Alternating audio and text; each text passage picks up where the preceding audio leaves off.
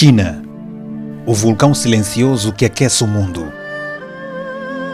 Depois da queda do Muro de Berlim, os países do leste europeu, da Ásia e África começaram a verificar mudanças não apenas no panorama político, mas também a quebra vertical dos paradigmas sociais, económicos, culturais e por aí fora. Na Ásia, longe dos olhares de todos, crescia na vertical e horizontal um dos mais potentes e estrategicamente bem elaborado projeto de desenvolvimento económico mundial. Fechada a 5 chaves, a China erguia num silêncio ensurdecedor aquilo que a tornaria na potência que hoje se conhece. Enquanto o gigante asiático transformava-se, fortificando e potenciando o seu capital humano e desenvolvendo a sua incomensurável tecnologia, Angola travava uma cansativa guerra civil.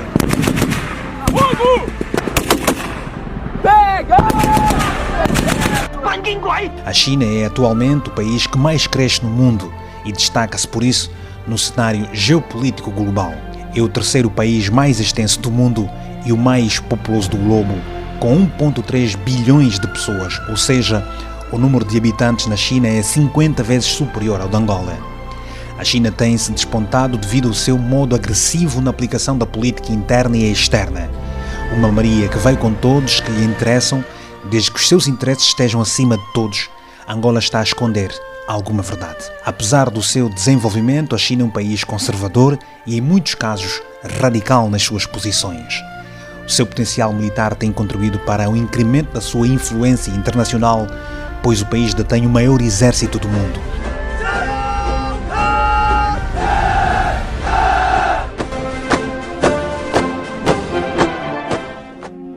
Domina as tecnologias espaciais, é fabricante de satélites artificiais e foguetes. Angola que se cuide, caso contrário, leva um ralhete, e isso é o mínimo que pode acontecer. Há quem já fale que houve em Angola 3 economias, a formal, a informal e a chinesa, que em muitos casos ditava as regras do jogo. Não havia jogador de xadrez algum que antevisse a sua jogada. Diante desses aspectos parece claro e não há dúvidas que a China se venha a tornar na maior potência mundial. Os Estados Unidos, a Rússia e a Alemanha sabem muito bem disso.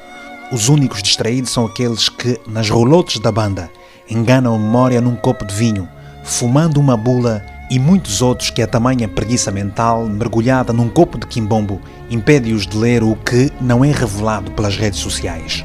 Esta é a China, com quem Angola tem vários acordos e uma dívida tremenda, que só deverá ser paga pelas gerações dos meus filhos. Angola nunca revelou com transparência o que recebeu e o que oferece em troca para a China, para além do petróleo. A verdade é que estamos mega dependentes do gigante asiático que, se peidar, engasgamos-nos todos com o cheiro do seu bufo, e os únicos que se vão salvar serão os da PID. Humilde como se parece, a China defende os seus interesses sem piedade e não exige tanto, nem se intromete ao que se sabe nos assuntos internos dos países. Depois de não ter recebido como se esperava o apoio da comunidade internacional para sua reconstrução, Angola viu na China o parceiro certo que lhe abriu os cofres com os olhos meio fechados.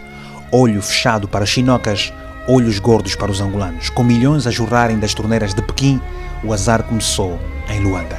Angola vacilou e deu brecha para a corrupção que sufocou até o papagaio, que não teve brechas de dizer que as obras que nos enchiam de orgulho eram, afinal, descartáveis.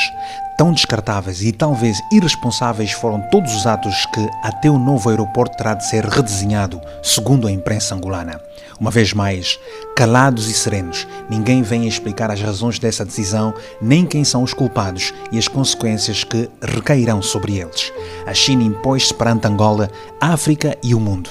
Agora está a tirar proveito das reformas económicas que começou a implementar em 1978. 41 anos depois, tornou-se no maior exportador e o terceiro maior importador de mercadorias do planeta. Reduziu a sua taxa de pobreza de 53% em 1981 para 8% em 2001. A constância e a poupança devem aplicar-se como um princípio geral. A simplicidade é uma virtude. Angola e alguns angolanos perderam-se numa arrogância feroz que nos deixa a todos, hoje, diante de tanto assassinato do erário público, sem voz. Angola encheu-se completamente do dinheiro chinês e de chineses, mas não aproveitou a sua verdadeira inteligência. A China faz-se forte, o Kwanza peleja, a Ásia revigora o seu oxigênio. Enquanto isso, o bloco e a casa não se entendem. Por Vítor Hugo Mendes.